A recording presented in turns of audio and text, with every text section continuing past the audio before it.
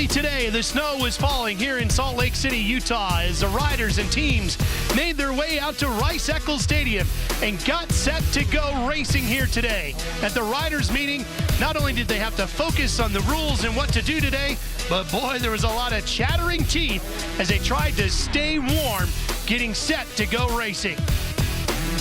4 riders separated by 9 points with only 2 rounds of racing yet to go for the championship in Monster Energy AMA Supercross and FIM World Championship season. Hi everybody, I'm Ralph Shaheen alongside Jeff Emig as we get ready to go here with just 2 races to go.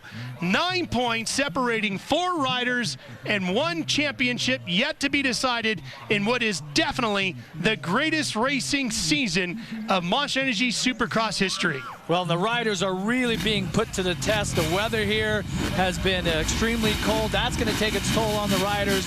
The track here tonight is very difficult. And for your points leader, Ryan Villapoto here, it's been an interesting day because earlier today in first qualifying practice, he was up in about the 45-second lap time range, way off the pace. And just at the end of the final round of practice, he dropped his lap time down into the 43-second lap times, ended up being your second fastest qualifier. Huge improvement. There is another one of the riders, second in points, 6 behind is Chad Reed, chasing Villapoto, and they'll get a look of each other right here in this heat race. Chad Reed definitely on a mission. He knows that it's really coming down to this, and this whole night here for all of our championship contenders is all about winning, but Kevin Windham is that type of rider that can get in and mix things up. Here we go. Set to drop the gate on the heat race.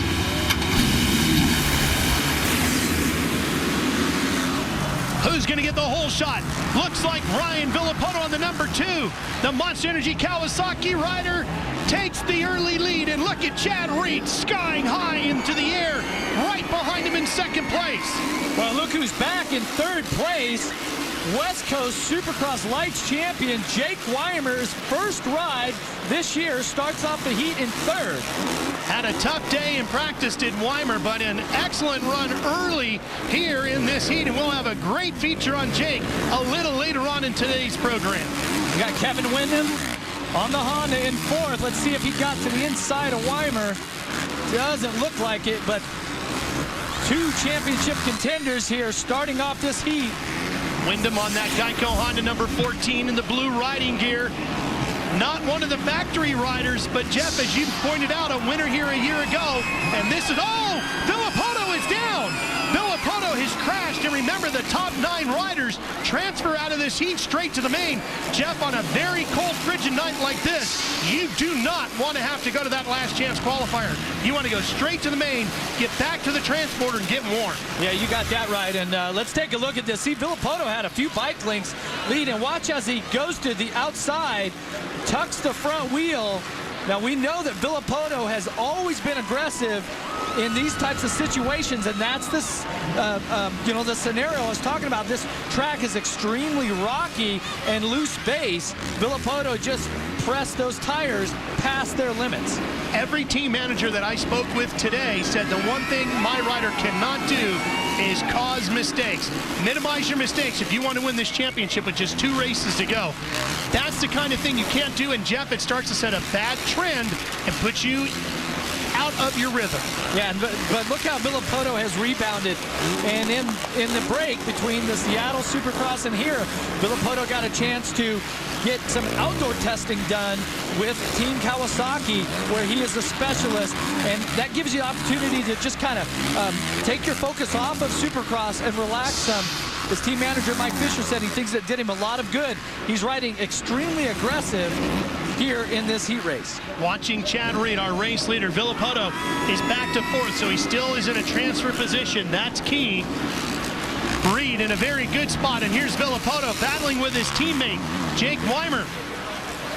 fighting over third right now, and Weimer not helping out his teammate much here. Well, and Weimer, like we said, this is his first race this year. He was 16th in qualifying, pretty far off the pace, but you see that he really has picked it up here by getting a good start in the heat race and finding out what the race pace is for all of the top riders in this championship. All right, Villapoto has passed him. He's now into third. That'll help him get a better gate pick in the main event yet to come. Yeah, but Ryan really, to me, I just see his aggressive riding, and he's riding just really inspired here tonight. Watching this battle here, that's Justin Brayton on the number 10. Regal on the 30, Kyle Regal.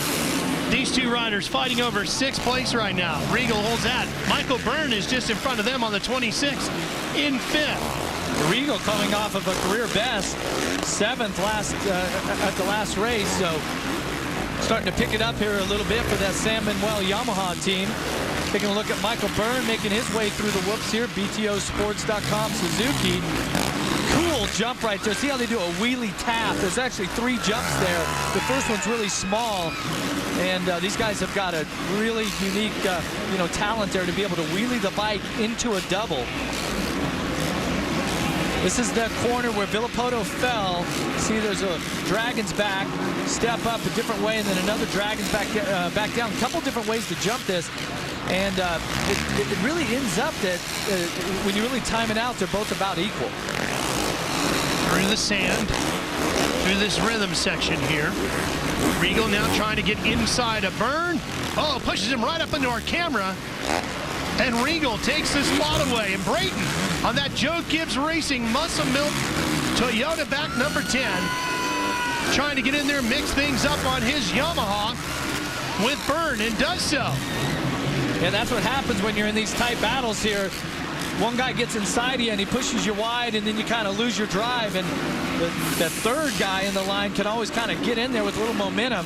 Brayton also riding, see, there's the different rhythm. See, get to the end of the section, they kind of ended up spaced how they went in. Brayton coming back from some injuries as well. Spoke with him earlier, and he's feeling much better, ready to go. There's Tommy Hahn on the number 12. He's got 8. Back to the front, we find Chad Reed on the number 22. Jeff, he's been a privateer all season long. But when Trey Kennard got injured, the factory Honda team decided to help Chad Reed in any way they could, and basically have just opened up the parts department and said, come on in and pick whatever you want. Well, it's not only parts, it's the research and development and all of the knowledge that they have on the race team. And you can see that Chad's really, put it together. There were some questions about whether he's riding his bike or factory bike. Checkered flag falls. Chad Reed takes the win. Now, where's Villapoto going to finish? Wyndham will take second. Villapoto will get third. Had the lead crashed back to third. Certainly a better gate pick for the main event. So Chad Reed is in great shape, and we'll be right back for more here on CBS. CBS Sports Spectacular presents Monster Energy AMA Supercross and FIM World Championship sponsored by Toyota. Moving forward.